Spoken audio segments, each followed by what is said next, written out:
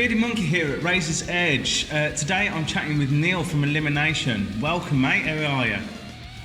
Not bad, not bad. Yeah, living the dream as usual. With all this good stuff going on. How about you? Yeah, man. All good, all good. I'm stuck in work, so I'm stuck in the classroom. As you can sort of hear the echo of no students, which is beautiful, but it's good, man.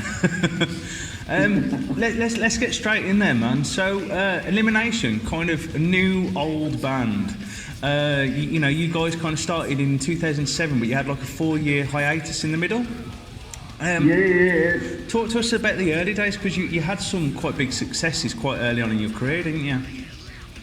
Yeah. So basically, we started in 2007. You know, we played mainly around Colchester and Ipswich, like in East Anglia and whatnot. But then we started getting, a few more gigs. We played with like Evil and things like that. They used to play the Twist in Colchester quite a lot. Yeah. So obviously being one of the localish bands, we always used to get support slots for them. Like Gamma Bomb played there as well, and Seven Messiah and stuff like that. So we end up getting all the sorts of support slots at the Culture Arts Centre and at the Twist as well. All the sort of touring bands coming through. Yeah. So that was cool. So I started getting our name out there, and then we started sort of branching out more to London. We started playing like the Underworld quite a lot. We played with back in 2006. We played with 2008, I think it was. We played with Forbidden on their UK show. We played with Wolf as well, the Underworld. And then in 2010 we played with Accept as well. When they reformed, yeah. They played their only UK gig, and we got the chance to support them on that, which is pretty cool. Mate, that's some big names within just the first couple of years.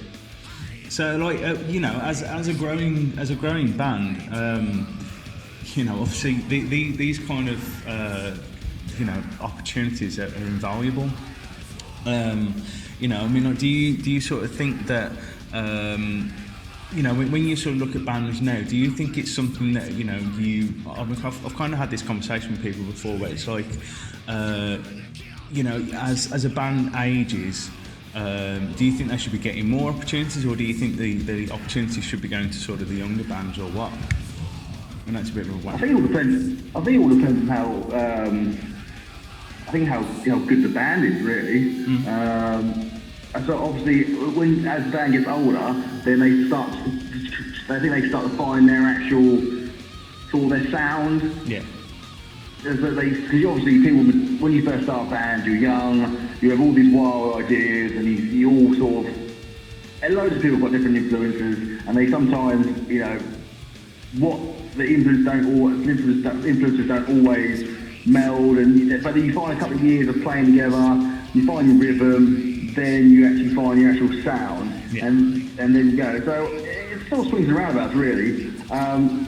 They're probably younger bands, but by the time you get to that sort of couple of years in, you found your sound, and I think you're also a bit road experience as well. Yeah. You gotta know the sort of ins and outs of how to not behave, but I would say behave on the road. Yeah. You're not making mistakes that you would do when you first start. Yeah. So, obviously, you guys went on hiatus.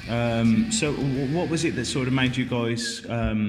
Did you officially go, okay, we're not going to split up, we're going to go on hiatus, or was it just life got in the way, and then a couple of years later you decided actually let's give it another go? What was kind of the how did the reassembling of Elimination come around? It's basically it's like everything. People are older. People want to become adults. Yeah. And a couple of members moved away. One of the guitarists met like a girl in London who was American, and then he ended up moving to America. The drummer ended up going to Canada ended up moving to Canada for a couple of years. Yeah.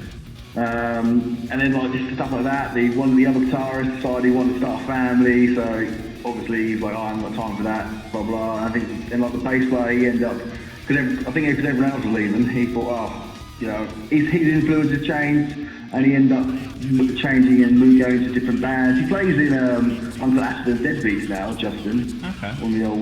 One of the old bass players. So he just had that happen, and by that time I looked at it and thought, well, I could keep the band going. So I still wanted to keep the band going. But it was just like, does it feel a bit? At that time, I felt a bit like, well, if the original members or the rest bands, because we were like brothers. At the end of the day, we were all like brothers. We spent like a good, at least all 5-6 years together, just on the road and like every week band practice. So we knew each other inside and out. So it's like, yeah. Did I really want to start that again with like a load of like new people and stuff? I thought, you know what, we'll call it a hiatus there, and then at least it's in the background in case anything happens. And then like after like sort of 4 years, it was like I started going to gigs and like started seeing like younger bands coming up. I just got the taste for it again. And I thought, you know what, I'm just gonna find new members. And then the 10-year anniversary came up when we started, and I got Dad, who's the original guitar player. Yeah. So I got him. So I said, we're at the pub, and I was like, do you want to do it? Like, it's our 10-year anniversary of us starting. Do you want to play a couple of gigs? We played a couple of gigs. We played Thrashers in Norwich, which is a really good festival in Norwich. And we played a gig in our hometown in Ipswich as well. And then after that, I was like, you know what? I really enjoyed that. So I spoke to Dad and said, do you want to carry on? And he goes, no, I've got kids now, so I don't really want to, But he gave a blessing saying, yeah, you can carry on, no. So I got a load of I asked around, got Dave involved, and I got Dee involved as well, and just went from there. Cool, awesome, man. Well, obviously, because before you went on hiatus, you recorded 2 albums, ain't you? Yeah, we recorded Destroyed by Creation in 2009, and 2011 was The Blood Titans. Yeah. And obviously you're now back, and you've got your new EP of Gods and Beasts, which is due for release on the 7th of August. So your new EP features 3 brand new songs. I know you guys have been putting a lot of the finishing touches to the EP during COVID. Has this kind of had any major effects on you? Has it knocked any of your plans right out the window? Or have you just been able to go, okay, everything was kind of finalised beforehand? How do you feel that COVID's affected you as a musician? We recorded the EP like in February, so just before lockdown happened. Yeah. And everything like that. So we got that, and then obviously lockdown happened, and there was a few delays because obviously people were having to stay at home, and just things like that, just delayed that sort of thing. And then we had like loads of gigs booked in April and May, which obviously fell through. We had like a tour booked here up and down the country for in April and May, and which obviously couldn't happen. So that sort of delayed it as well, but we got the stuff back, and but there was a bit where we thought, should we delay it, should we not delay it? But it was like, well, let's get it out. Obviously people are in, people need some distraction, so we hope that our new EP would help them distract from all this stuff. Yeah. Well, obviously people are at home, so they might as well listen to it. Exactly. Is there a story behind of Gods and Beasts? Not really, no. We just obviously over the last couple, since sort of getting that together and stuff, we started like just writing stuff, and we just thought, stop it. We just started writing new music, and we thought, obviously we hadn't released anything since like 2011, so we thought, let's get something out there, and let's get an EP out there, so people sort of remind the old fans that obviously we're still here, and to also introduce the newer crowd, because obviously since 2007, try and like introduce like the newer metal crowd to us as well. Yeah. We'll get an EP out there, so just to sort of taste the waters with people, and then start writing a new album and hopefully get a new album out next year. Yeah, definitely. Well, obviously, you guys kind of have obviously been writing in the thrash metal genre for several years now. Thrash metal is a genre of music that seems to have been quite stable. Stable, like obviously you've seen nu metal come in and there, you've seen all these different things, but thrash metal just seems to have been around since its origin in the 80s, and in some form or another, it's still, there. Why do you feel that so many people are drawn to the genre of thrash metal? I think it's the one. I think obviously you've got the heaviness of it being metal, but I think also you've got the the fast and the attitude. Thrash always is for me, always mixes the sort of heaviness and grit of metal, and then you've got the attitude and the fastness of punk. Yeah. So that I think just sort of draws people in. And the problem with thrash metal, it's like there's also like if you look into thrash metal, there's also like little subgenres as well. Like you get like you got some bands like you look at Testament and Annihilator, they had the melody. They got like the melody, but then you had like other bands like Sacred Reich who are more like probably crossover and stuff. I think it just like fills the gap, it fills people's tastes. Who would you say are the biggest influences on Elimination?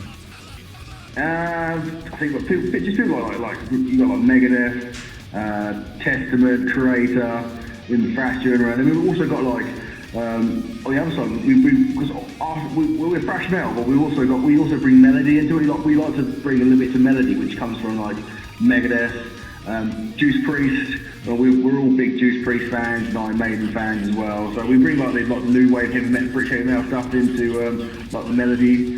So we've got the fast heaviness of thrash, but we also have a melody aspect to it as well. Yeah, and the musicianship and the songs of the new wave of British heavy metal sort of thing. I suppose it's like the anthemic, isn't it? So I mean, like the other thing that I like to sort of talk to people about. So I mean, when I'm sort of writing music, I get a lot of inspiration from like not just what the big band's doing, but what the small bands are doing as well. Are there any bands around you at the moment that you see sort of making a big breakthrough? Like, it's the whole thing about who's the next big thing.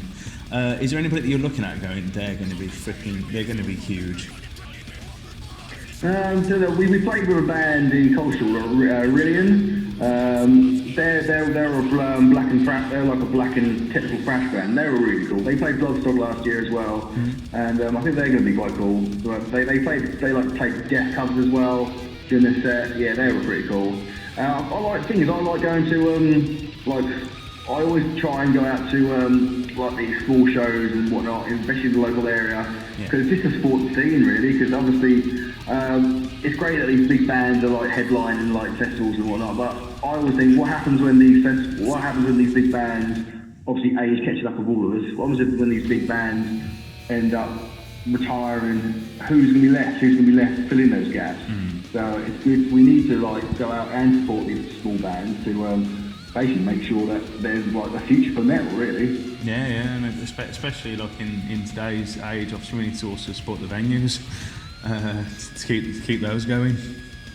Yeah, so the thing is, like, if you don't support that, then the venue's just going to close down and you're going to lose it. And then it's sort of the thing where people moan that there's no scene, but then they won't go out and support the scene. I think you need to go out, at least even if it's like once a month, just people go out, even if you just go to a local gig once a month, you're at least, at least you're that support that will help those bands to get to the next level.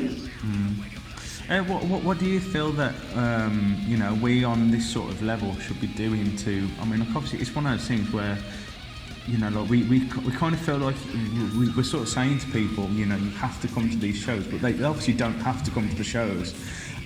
What do you think it's important for like us as sort of grassroots level bands and whatever to sort of be enticing people in? What do you think we should be doing?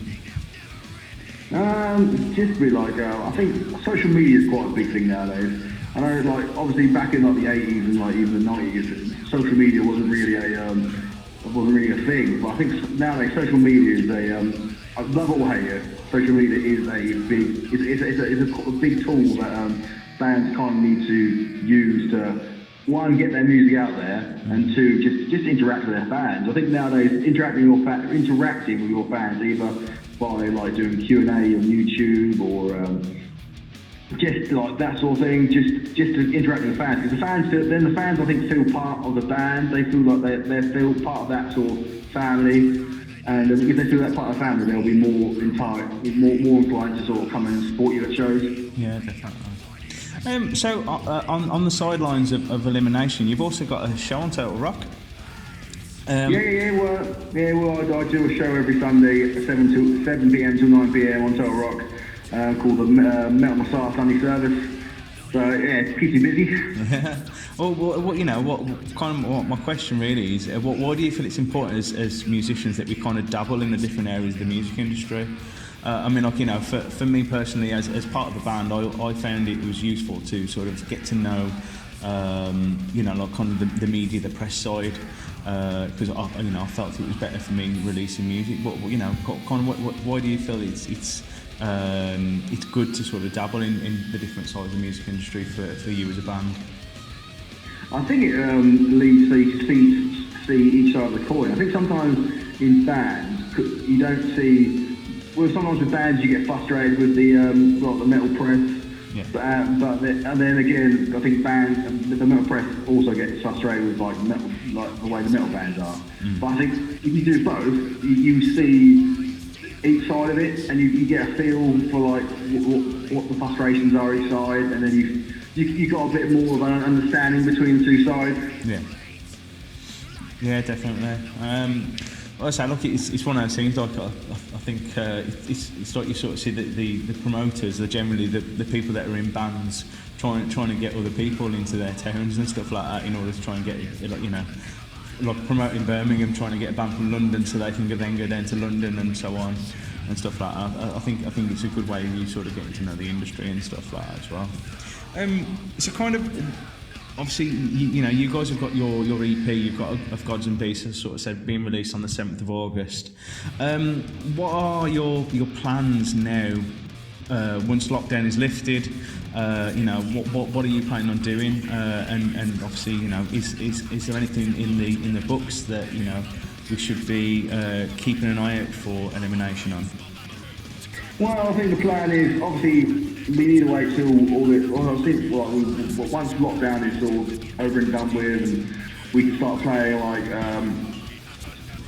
play gigs again. We want to get back on the road. I'm itching to get back on the road. Like I said, we were supposed to be playing gigs like in April and May and whatnot, but obviously that was cancelled. But yeah, so we just want to get on the road, play the tracks for people on the road and stuff. But also we are also started writing for the next album as well. You know, we're getting together and starting writing for the new album. So hopefully, you know, by the end of the year we'll have like a whole album's worth of new tracks, and hopefully by the middle of next year we'll have a new album now. Awesome, man. So you keep on the go. Yeah, I think you have to nowadays. It's like, especially at the moment, we've got plenty of time. Obviously, we're not gigging, and there's a lot of stuff going on at the moment. So we just want to, so while we've got the time and while we're not focused on playing live, we can just sit down and just crack out some new tunes and go see it that way. Great stuff, man. Is there anything you want to kind of plug? Is there anything else that we should be checking out at this time? Obviously, we've got our Facebook page, facebook.com/Elimination UK. Bandcamp as well, which is the same, Bandcamp, Elimination UK. Yeah, just go on there, pre-order the EP. Comes out at the beginning of next month. And then you know, obviously we'll be doing stuff on YouTube as well when the album's out, doing like more guitar playthroughs, Q&As, and that sort of stuff. So just keep obviously YouTube again is Elimination UK. Yeah, we'll do like stuff like that, social media and stuff. So yeah, watch out for that. Great stuff, man. Well, thank you very much for your time, dude. And obviously, stay safe and take care of yourself.